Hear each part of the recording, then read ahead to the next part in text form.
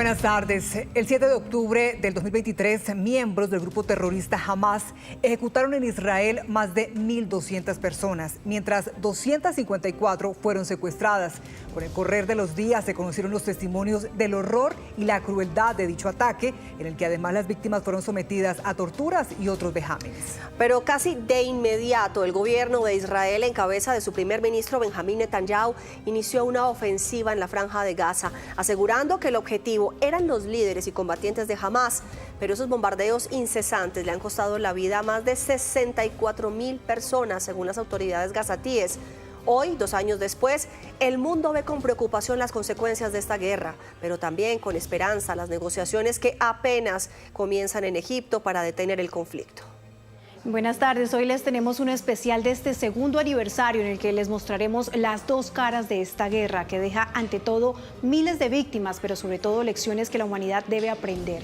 Comenzamos con la historia del cruento ataque que jamás hizo Israel, cuyos testimonios reflejan la barbarie que ocurrió ese día.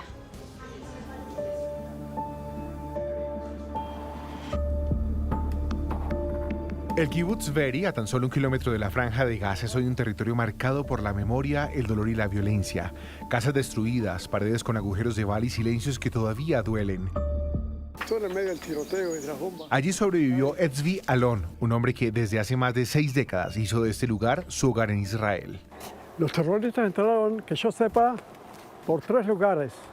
Uno es el portón de entrada, por ahí entraron pocos. La gran mayoría entró por este portón. Lo tiraron abajo y entraron. Y así se fue un poco, fue esta zona. Y acá parece que en la primera casa asesinaron a la primera de nuestros hombres, una mujer. En su recorrido, Tzvi señala viviendas convertidas en escenarios de muerte. Allí vivían familias enteras que fueron asesinadas o tomadas como rehenes. En esta casa vivía la familia Gat, gente de mi edad, una pareja que justo vinieron a visitar a sus hijos, como vino a visitar a mi hija, a mi casa, vinieron a visitar a sus hijos, había acá mucha gente. Raptaron a todos, mataron a la dueña de casa y el dueño de casa, cuando todo empezó, estaba en el baño. La violencia no dejó nada intacto, ni los muros, ni los recuerdos, ni siquiera los animales que acompañaban a las familias. Se puede ver acá, son balas, misiles, ¿no? De granadas, balas, todo eso fue tiroteo. Entraron a la casa y tirotearon todo, rompieron todo, mataron al perro que había acá. En el Kibutz Be'eri, más de un centenar de civiles fueron asesinados, otros 32 fueron tomados como rehenes, muchos, como la familia Haram Aval, vivieron de cerca el secuestro. La hermana de Afshal y los hijos de ellos, con sus nietos, vivieron acá. A toda la familia fue secuestrada acá. Aparte de Afshal, que lo mataron, los asesinaron acá. Todos los demás fueron secuestrados. 2 consiguieron escaparse después que el camino para Gaza consiguieron escaparse. Los demás estuvieron en Gaza hasta que fueron liberados lentamente. El último liberado fue Tal Shoam, más o menos hace un mes y medio. Fue liberado.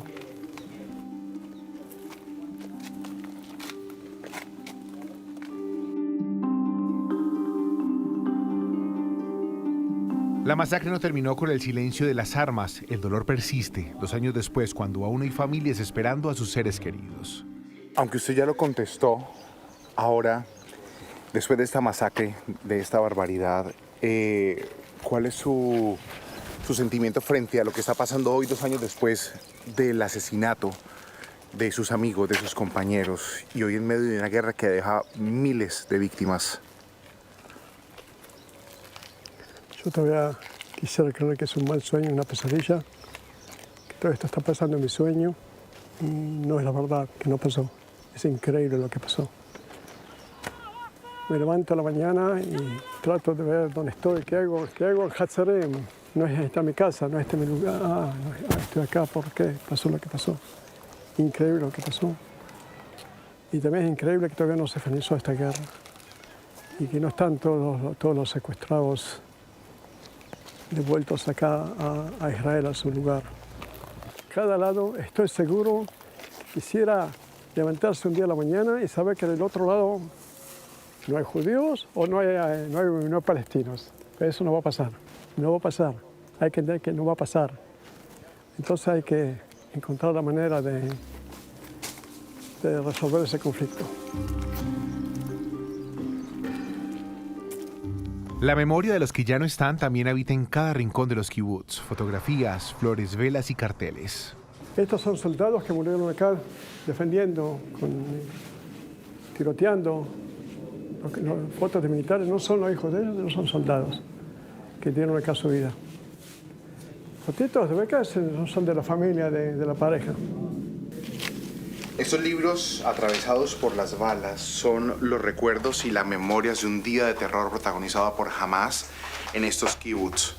Estas paredes y estos escombros hablan de un momento de terror que no solamente dejó caos y muerte, sino también una herida profunda en medio de un pueblo que aún no se recupera de un ataque terrorista.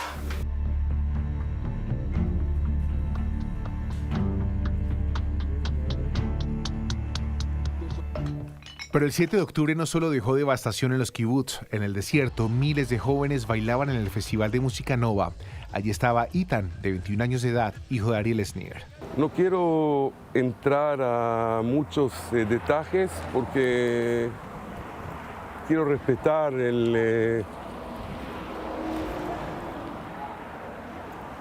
Cuando yo llegué ahí a las 6 de la mañana, todavía a los chicos los pusieron en bolsitas solamente a las 12.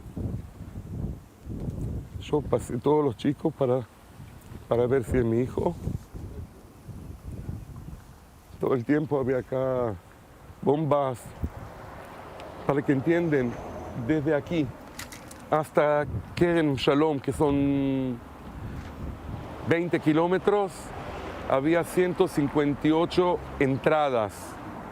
Quiere decir, acá Reim, este kibbutz Reim, era el lugar principal de los terroristas. ¿Por qué? Porque de acá hasta Gaza, tienen 1 kilómetro.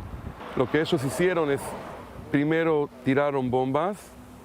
Los chicos, obviamente, hay bombas, se entra al shelter, esperaron 10 minutos, les llevó a ellos 1 minuto. 1 minuto para terminar todo.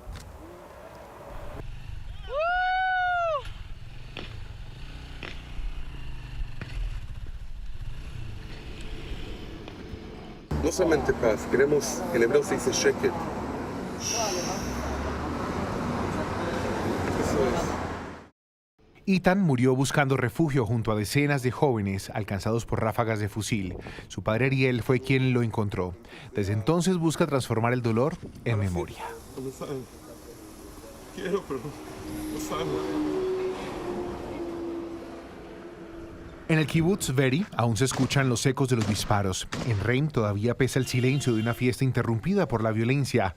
El 7 de octubre dejó un país marcado por la pérdida y encendió una guerra que desde entonces ha cobrado miles de vidas en Gaza e Israel.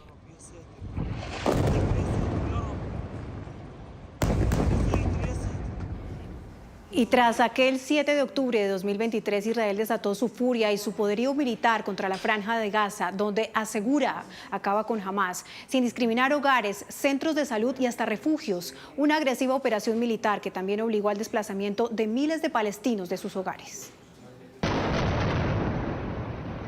La respuesta de Israel ha sido desde la furia y sin piedad.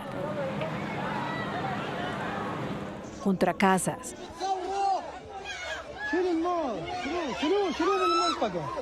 hospitales, escuelas que eran refugio y sedes de la ONU, viejos que ven su tierra desaparecer. Y una generación entera que está siendo aniquilada en una ofensiva que las tropas de Netanyahu aseguran es dirigida contra terroristas de Hamas. Una guerra que se ha ensañado con la población civil, pero que también Hamas ha usado como escudo. Basta, ten piedad de nosotros. Basta, basta. Una gran ofensiva terrestre y aérea que inició en 2023, pero que se intensificó con un plan para la toma de Gaza en septiembre de este año. El mismo primer ministro israelí advirtió. Y por eso le digo a los habitantes de Gaza, aprovecho esta oportunidad y escúchenme atentamente. Han sido advertidos, váyanse ahora. Cada día bombardeos, desplazamientos, rescates.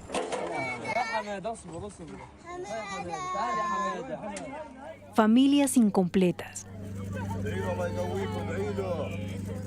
Y el dolor profundo. Hospitales que no dan abasto con la atención médica, tampoco con los implementos necesarios ni medicinas, mucho menos infraestructura, pues los centros de salud han sido blanco de ataques, donde Israel asegura se refugian militantes de Hamás.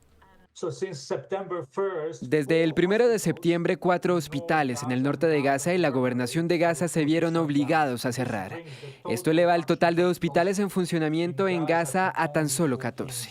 El ejército israelí dice controlar el 40% de la ciudad de Gaza, ubicada en el norte de la franja, y que su objetivo es tomar en su totalidad para acabar con Hamás y liberar a los rehenes cautivos. Y según datos de la Oficina de las Naciones Unidas para la Coordinación de Asuntos Humanitarios, gran parte de la franja de Gaza está bajo control israelí, sujeta a órdenes de evacuación, de acceso prohibido o militarizada. Desplazamientos masivos de los gazatíes a medida que los ataques arrecian. Se van de sus hogares, otros desde el mismo lugar al que llegaron desplazados. Me desplazaron unas 11 veces, 7 de ellas en el norte. Después de dejar el norte, me desplazaron a Han Yunis, luego a Rafah y así a otros lugares. Cada desplazamiento era una huida de la muerte bajo el fuego enemigo. Sentíamos que el alma nos abandonaba. Cargas a tus hijos, los abrazas y corres. Ni siquiera llegas a ver lo que hay detrás de ti. Sin techo, hacinados en los campamentos improvisados, blancos también de constantes ataques. Bloqueos de principales cruces fronterizos con otros países como Jordania, vital para acceder a medicinas o atención médica. Pero los palestinos están presos en el mismo lugar que los vio nacer. Y a 2 años de la masacre de Hamás que detonó la guerra, la población de Gaza enfrenta un drama devastador.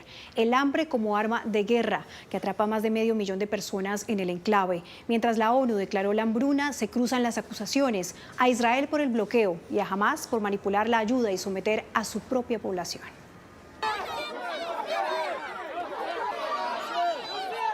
Imágenes como estas, en las que los gritos no vienen del miedo a las bombas, sino del vacío en el estómago, muestran una dolorosa parte de la historia. Gente que ruega por comida como si rogara por vida. Un drama que, a juzgar por las imágenes, le sobran las palabras. Y que se refleja en el desespero de los niños que arañan las ollas por las últimas sobras. Para unos se trata de propaganda de guerra impulsada por Hamás, en especial desde los 2 bastiones del norte que aún quedan bajo su control, Ciudad de Gaza y Khan Yunis. Hamás en la franja de Gaza tiene el control absoluto sobre todas las transmisiones y se transmite solamente lo que ellos permiten. Si no son miembros de Hamás, hacen lo que Hamás les pide, porque si no, Hamás los puede hacer pagar muy caro. Eso hay que entenderlo también. Estamos hablando de una sociedad muy, muy totalitaria. Estamos hablando de una sociedad altamente represiva. Por eso, especialistas desde esa orilla del conflicto ponen en tela de juicio los informes de la ONU, como el que advirtió que más de 500 000 de personas están atrapadas en hambruna extrema en Gaza y que 1 de cada 5 niños menores de 5 años tienen desnutrición aguda. Lo que sí hay chantaje de parte de Hamás a entregar la comida. Y esto fue un conflicto entre los países donantes y las organizaciones de Naciones Unidas, porque entre la UNICEF y la UNRWA, que estaban a cargo de repartir la comida o todos los víveres que llegaban a la franja de Gaza, eran todos los empleados de estas 2 organizaciones, miembros de Hamás. Y esto era robado por Hamás. Hamás después lo usaba o para reclutar más gente o para venderlo a precios astronómicos y llenar sus cofres de dinero. Es por eso que Israel decidió cambiar la estrategia y que la distribución de ayuda humanitaria se haga a través de una compañía norteamericana. Pero analistas desde la otra orilla del conflicto lo ven con incredulidad y aseguran que lo que se vive en el enclave es la evidencia más cruda de que el hambre se ha convertido en un arma de guerra, esta vez impulsada por Israel. Y los videos, o sea, no se puede negar lo que nosotros vemos con nuestros propios ojos todos los días. Entonces, eso para mí, que Hamás está manipulando la información, me parece realmente ridículo y hasta ofensivo, porque los videos que se han filtrado por los últimos 2 años no mienten. O sea, nosotros podemos ver con nuestros propios ojos el sufrimiento y la destrucción que están sufriendo estos pobres palestinos en esta guerra. La ONU acusa que se está utilizando el hambre como un arma prohibida por el derecho internacional y califica la situación como una catástrofe humanitaria sin precedentes. La realidad es que estamos destrozando el cuerpo y la mente de los niños de Gaza.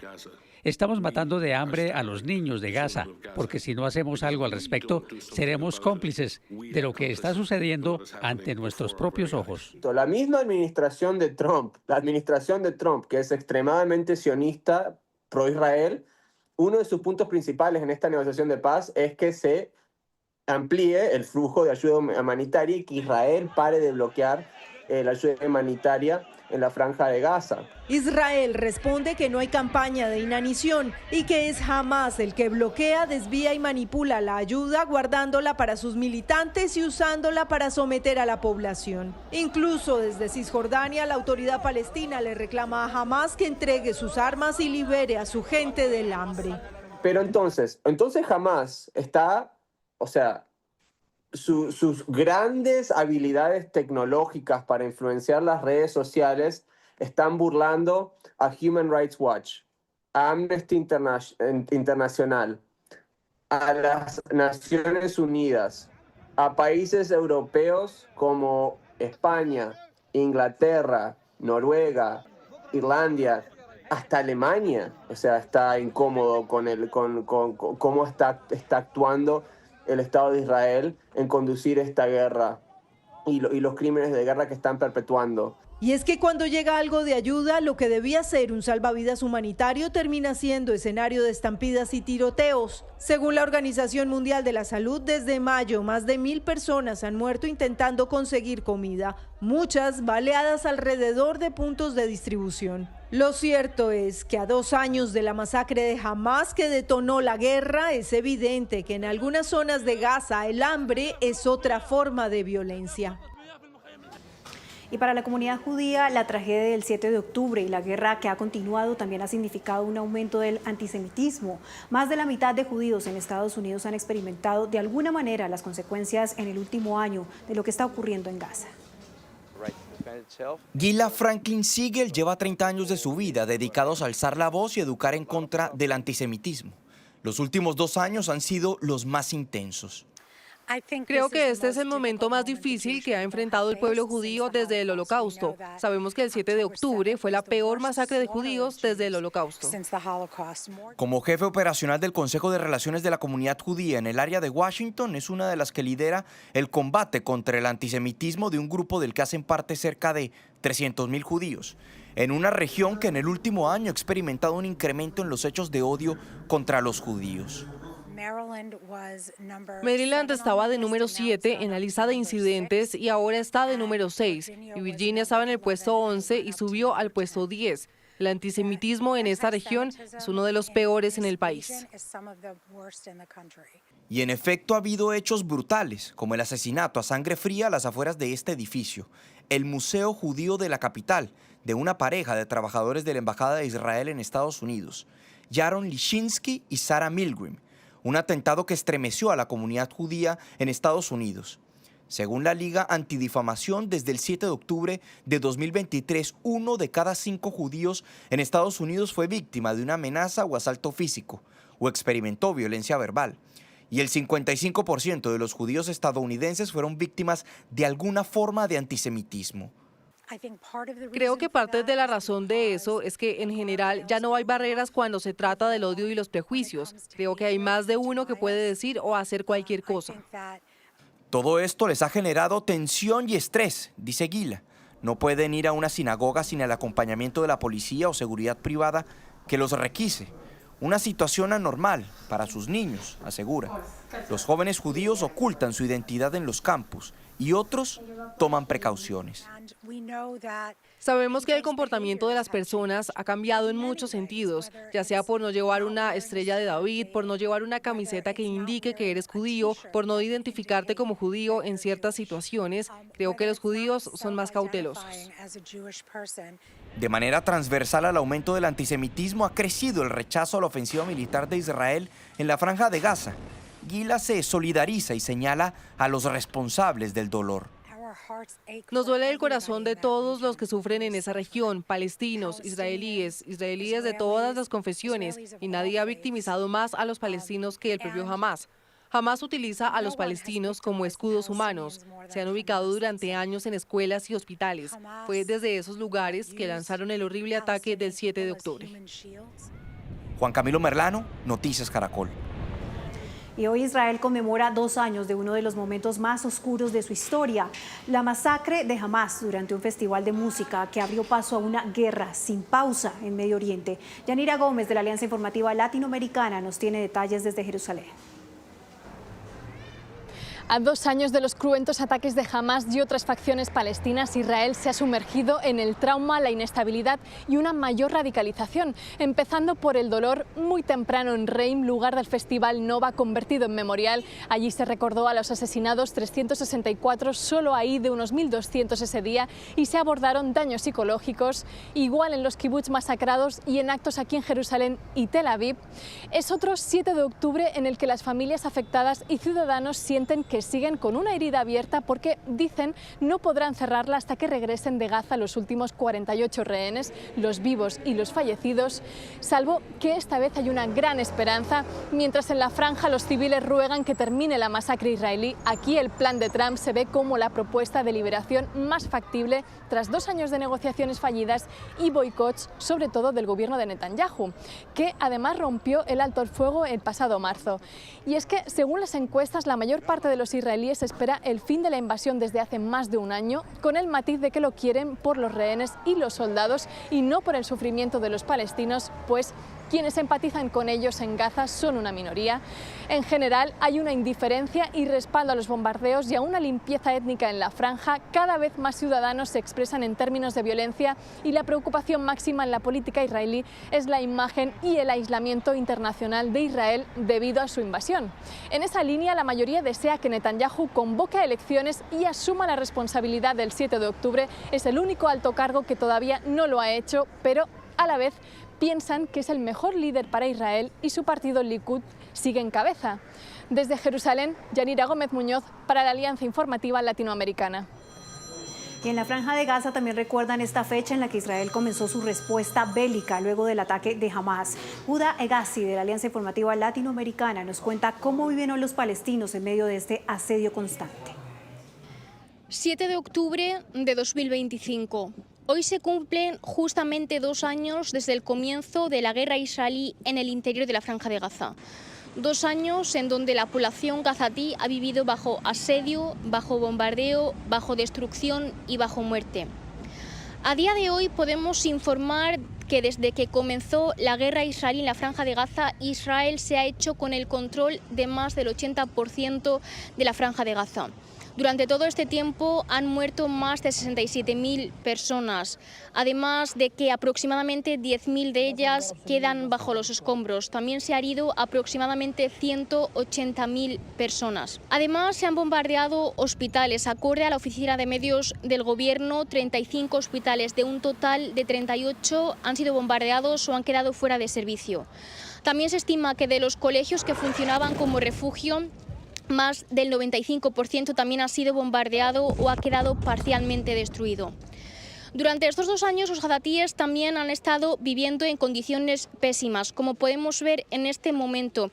Esta es una de las calles de la Franja de Gaza, que como podemos ver está formada por tiendas de campaña. Durante estos 2 años la población gazatí ha estado obligada a evacuar de manera forzada de zonas donde Israel operaba militarmente y ha tenido que instalar este tipo de tiendas de campaña que ellos mismos han hecho con sus manos para poder sobrevivir. Una situación bastante difícil y bastante catastrófica en donde la gente ha tenido que soportar vivir aquí, soportando el frío del invierno, y el calor del verano, un foco de enfermedades. En este momento y después de aproximadamente 2 años de guerra, los gazatíes esperan ahora que se pueda conseguir este acuerdo de paz, este acuerdo que pueda poner fin al sufrimiento y al dolor. En este momento se están llevando a cabo negociaciones en Egipto, en la zona de Sharm el-Sheikh, y el decir que la población literalmente está cansada, está agotada, y lo único que espera después de estos 2 años de sufrimiento es que la guerra pueda parar cuanto antes. Uday Ghazi, desde la Franja de Gaza, para la Alianza Informativa Latinoamericana. Y justamente en Egipto se concentra la segunda ronda de negociaciones entre Israel y Hamás en una carrera contra el tiempo para la liberación de rehenes y un alto al fuego. El presidente Trump asegura que hay una posibilidad real de que las conversaciones terminen en un acuerdo de paz. 2 años de una guerra incesante se recuerdan así.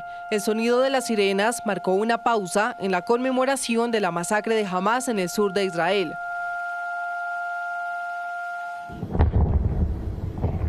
La segunda jornada de diálogos entre las partes en conflicto llega también en paralelo bajo nuevas explosiones en Gaza.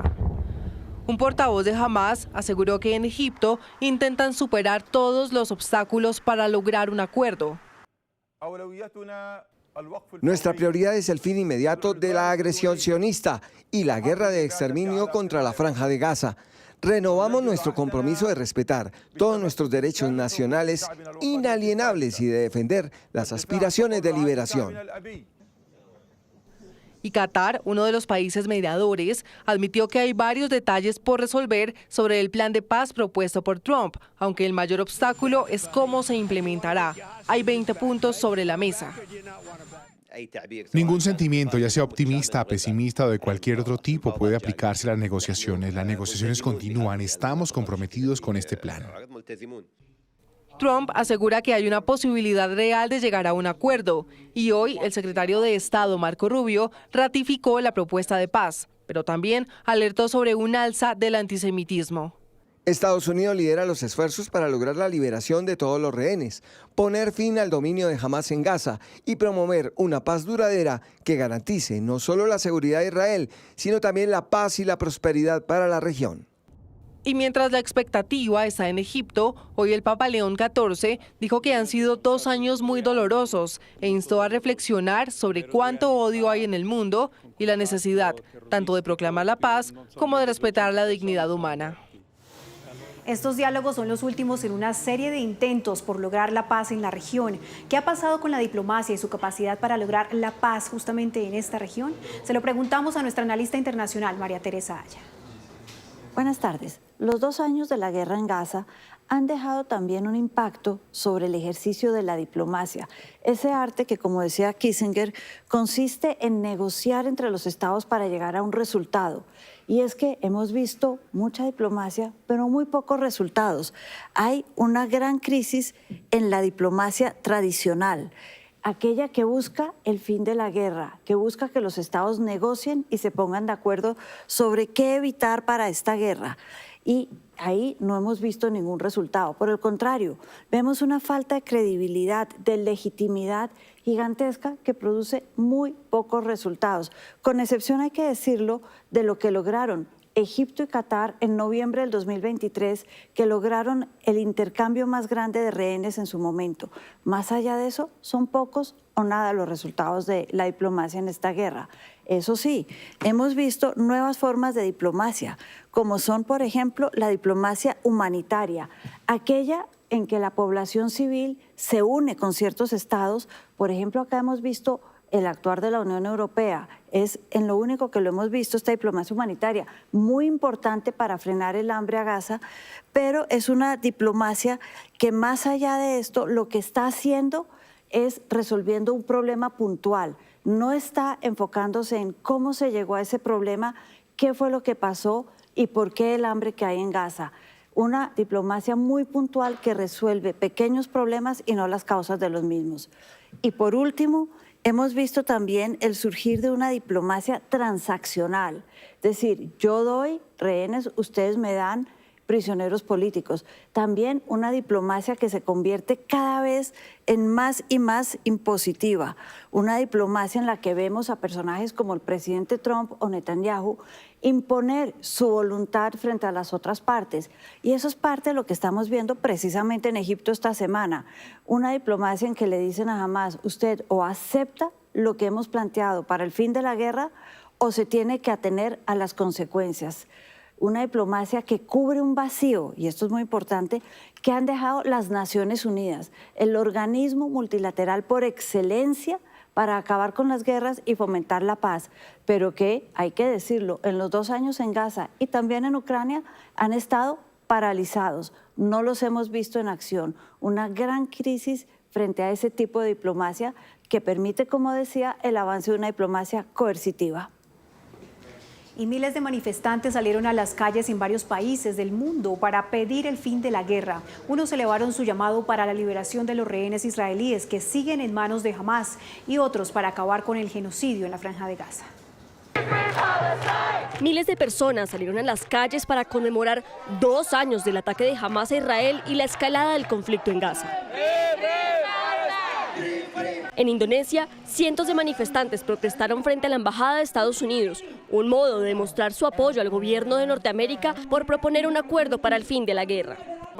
La lucha palestina no puede ser la lucha de una sola nación, debe ser la lucha de todas las naciones oprimidas y explotadas del mundo.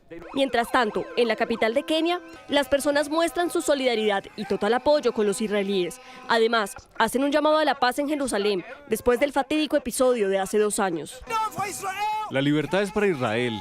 Kenia es para Israel. Apoyamos a Benjamín Netanyahu. Oramos por ellos y por cada creyente. Queremos recordarle a cada creyente que hay un judío viviendo dentro de ti. Su nombre es Jesucristo. En España, varios periodistas, vistiendo cascos y chalecos de prensa, realizan una protesta pacífica para conmemorar a los más de 250 reporteros que han muerto informando desde la franja. Por su parte, en Israel se lleva a cabo un homenaje para las 1.200 víctimas y 251 secuestrados por Hamás. Piden al primer ministro ayudar a la liberación de los 48 rehenes que aún siguen en manos del grupo terrorista. Tenemos esperanza, pero después de estos 2 años somos muy pesimistas.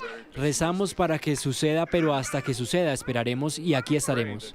En países como Inglaterra, Francia y Brasil, cientos de manifestantes también salieron a las calles para expresar su apoyo a Israel o Gaza y para pedir un pronto acuerdo que termine la guerra.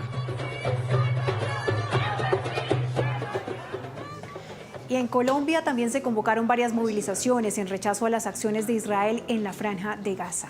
Nicole Buitrago, ¿qué está previsto en estas marchas en Bogotá? Buenas tardes. Carolina, buenas tardes. Así es, diferentes colectivos, organizaciones e incluso sindicatos ubicados aquí en la capital del país se unirán a esta jornada de movilizaciones que tendrán varios puntos de concentración. Se esperaba inicialmente que esta primera marcha se realizara en la Universidad Distrital a las 10:30 de la mañana, pero por ahora no hubo convocatoria y se va a trasladar aquí a la Embajada de Estados Unidos en Bogotá. Por eso a esta hora ya se empieza a ubicar este esquema de seguridad, porque ha dicho tanto el gobierno distrital como el gobierno nacional que protegerán la seguridad de la embajada, pero también garantizarán la libre expresión de estas colectividades. Hay que mencionar que la embajada funcionó con menos personal el día de hoy y funcionó hasta hace tan solo unos minutos, más o menos a las 12:30 de mediodía ya terminó el funcionamiento de la embajada aquí en el centro de la ciudad, pero hay que mencionar que también la embajada se pronunció a través de un comunicado en su cuenta de X, manifestando que estarán dispuestos a seguir los informes de las autoridades distritales y han dicho que estas protestas pueden ir hasta la noche y por eso están haciendo un llamado a los ciudadanos estadounidenses para evitar las protestas masivas y la zona alrededor de la embajada. Dice la embajada que estas protestas tienen el potencial de tornarse violentas, pero para que usted esté informado, veamos cuáles son los puntos de manifestación que en pocos segundos iniciarán estas movilizaciones. Después Después de la 1 de la tarde habrá una caravana o una rodada por toda la avenida El Dorado hacia el Aeropuerto Internacional El Dorado. A esa misma hora se activará otra protesta en solidaridad a Palestina en la Universidad Pedagógica y a las 4 de la tarde se realizará la segunda jornada de caravana ubicada en la Universidad Nacional, y 4:30 de la tarde esta manifestación retornará aquí a la embajada estadounidense en la capital del país. Nicole, gracias. Y el gobierno nacional confirmó que Manuela Bedoya y Luna Barreto, las dos colombianas que viajaban en una embarcación con ayuda humanitaria para Gaza, fueron liberadas por las autoridades israelíes luego de un proceso de acompañamiento diplomático y consular de Colombia. Las dos jóvenes que habían sido detenidas por fuerzas israelíes en aguas internacionales cuando iban a bordo de uno de los barcos de la flotilla humanitaria recobraron la libertad y actualmente reciben acompañamiento del cónsul Carlos Piñeros en Jordania. Las dos jóvenes recibieron atención médica y se encuentran bien de salud.